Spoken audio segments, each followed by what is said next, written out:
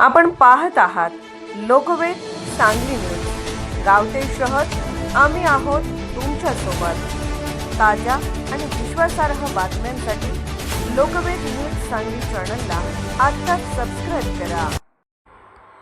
बांधकाम कामगारांच्या हक्कासाठी उद्या सांगलीत भव्य मोर्चा।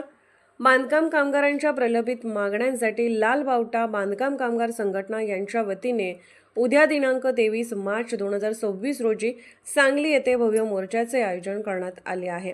या मोर्चामध्ये जिल्ह्यातील तसेच परिसरातील हजारो बांधकाम कामगार सहभागी होण्याची शक्यता व्यक्त करण्यात येत आहे।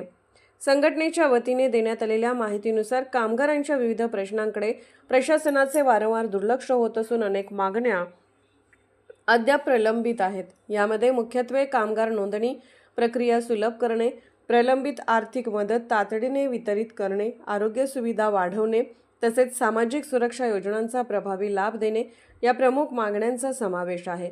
या पार्श्वभूमीवर कामगारांच्या हक्कासाठी आणि न्याय मिळवण्यासाठी हा मोर्चा काढण्यात येत आहे। हा मोर्चा क्रांतिसिंह नाना पाटील उद्यान येथून सुरू होऊन सहाय्यक कामगार आयुक्त कार्यालय सांगली येथे धडकणार आहे। मोर्चाची सुरुवात सकाळी 11 वाजता होणार असून यावेळी प्रशासनाला मागण्यांचे निवेदनही सादर करण्यात येणार आहे।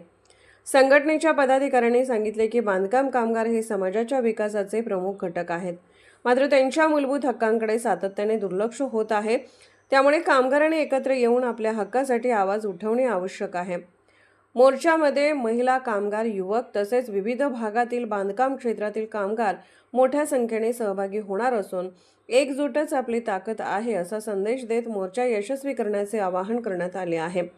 दरम्यान या मोर्चाच्या पार्श्वभूमीवर सांगली शहरात वाहतूक व्यवस्थेत काही प्रमाणात बदल होण्याची शक्यता असून नागरिकांनी सहकार्य करण्याचे आवाहन प्रशासनाकडून करण्यात येत आहे।